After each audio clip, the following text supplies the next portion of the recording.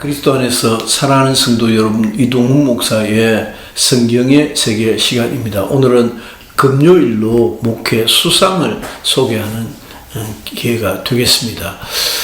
제가 좀 더 자세히 말씀을 드리지 못했습니다만은 천국의 열쇠라는 크로닌의 책을 소개하다 보니까 그러면 제가 주특기라고 할 수 있는 것은 아니지만은 도서관을 참 많이 이용했던 신학도였고 또 책 읽기를 워낙 좋아했던 신학생이었던 것을 장점으로 살려서 내가 읽었던 책 한 50권, 50회지요.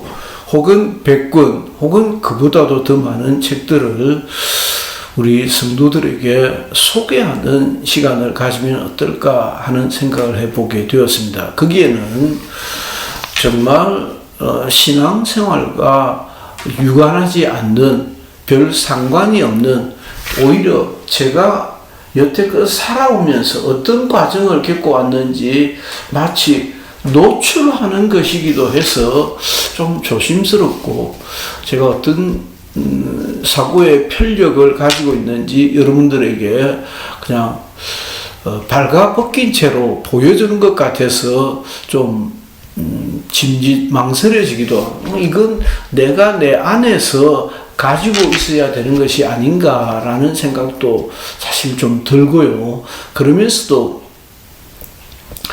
내가 이제 와서 뭐가 더 두려워서 숨길 게 있을까? 우리 성도들과 함께 이동훈 목사는 이와 같은 생각의 편력이 있었다라고 하는 것을 보다 더 자연스럽게 공개해도 괜찮지 않을까라고 하는 보다 더 적극적인 생각도 하게 되었습니다.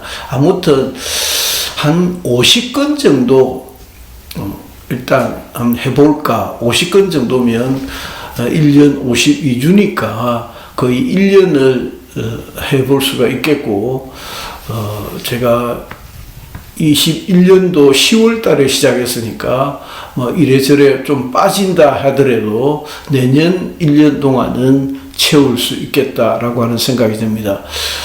제가 그러니까 독후감이죠. 책 읽기라고 표현하는데 그 독후감을 소개할까 하다가 책 제목을 정리를 해볼까도 해서는 아직도 하지 않았습니다. 다만 한 20권 정도 머릿속에 불긋 생각나는 것만 쭉 적었는데 50권 정도, 또 신앙적인 소위 신앙도서까지 포함하면 한 100권 정도는 너끈하게 여러분들에게 소개해 드릴 수 있지 않을까라고 하는 생각이 듭니다. 이동훈 목사의 책 읽기 세 번째, 헤르만 헤세의 데미안이라고 하는 책입니다. 참 흥분됩니다. 며칠째 몸살기 같이 신열이 나고 약간 흥분된 채 묘한 기운이 전신을 휘감았다. 도대체 얼마만인가? 헤르만 헤세의 책을 손에서 마지막 놓은 것이 대학 4학년 76년이었으니 어느새 45년 6년이 되었다. 난 중학교 2학년 때 처음 데미안을 읽은 후 대학 4학년 졸업 논문을 쓰고 있어야 할 무렵까지 무려 14번을 읽었다. 다른 친구들은 모두 처음 시행되는 대학 졸업 논문제에 쪼려 끙끙대고 있을 때 나는 이제는 진짜 마지막이다 하며 데미안을 읽고 있었던 것이다. 이런 나를 친구들이 부러움인지 놀리는 것인지 보고는 한마디씩 하곤 했던 것이 기억난다. 정말 내게 청소년 깎아머리 시절 그 방랑의 때에 데미안은 내 삶의 바이블과 같은, 내 청소년 시절의 바이블과 같은 책이었다. 놀라며 즐겁게 재미있게 읽고 또 읽기를 거듭했다. 가을만 되면 어김없이 꺼내어 읽기를 했던 것이 데미안이었다.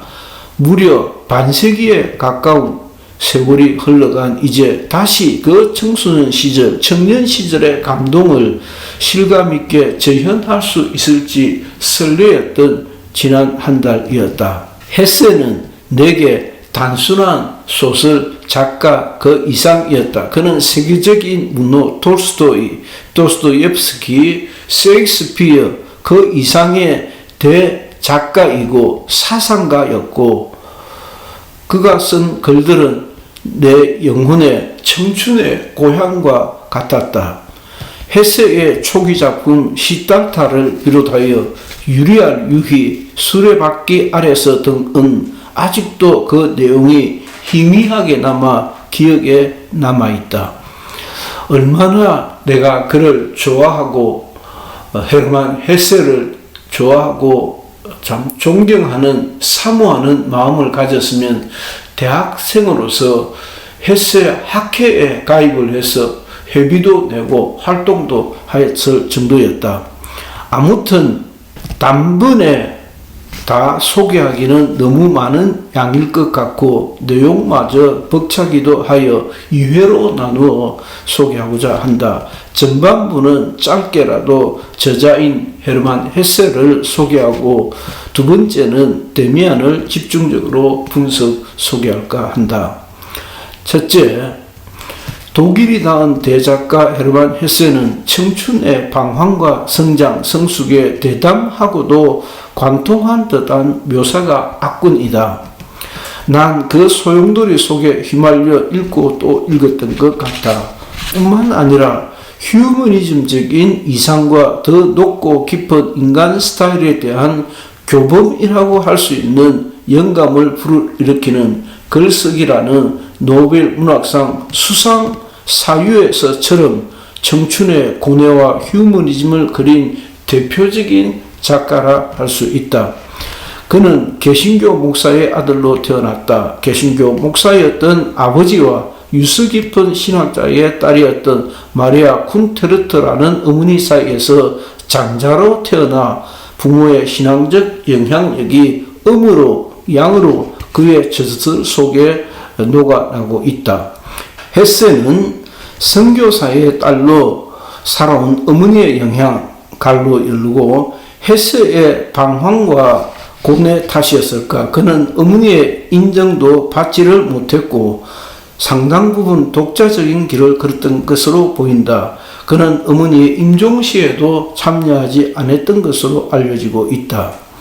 시달타라는 책을 썼을 정도로 시달타는 헤세 초보자에게 적격인 헤세 초기의 작품이다.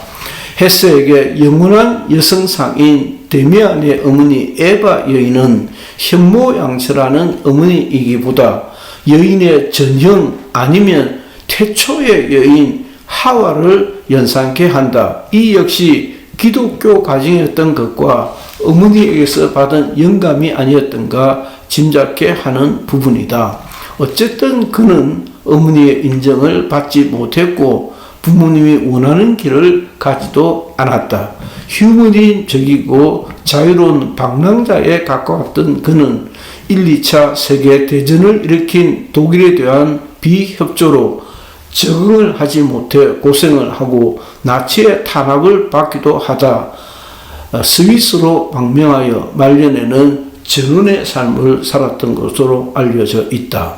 그는 기독교 가정에 태어났음에도 불구하고 시달타 또 근본에 소개하려는 데미안, 말년의 유명한 작품인 유리알 유희 등에서 대단히 신비적이고 불교적 세계관을 엿보이기도 하고 근본적으로는 참 영지주의적이고 신비주의적 경향을 보이고 니체적 세계관, 즉 동양적이고 심오한 영향을 나타내 보이기도 한다. 그는 헤르만 헤세는 구스타프 융에게서 정신과 치료를 받기도 했었는데 이는 데미안의 주인공 싱클레어가 겪는 정신적 체험들에 대한 섬세한 묘사에서 잘 나타나 있어 보인다. 자, 그러면 데미안을 조금 더 자세히 살펴보기로 하자.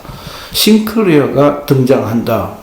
신앙과 지성의 조화된 분위기 속에서 부모님 아래 안정적으로 성장한 싱클레어의 가정은 그야말로 밝은 세계이며 선의 세계를 보여준다. 그러나 싱클레어는 오래지 않아 주변의 어둡고 악한 세계를 발견하게 된다.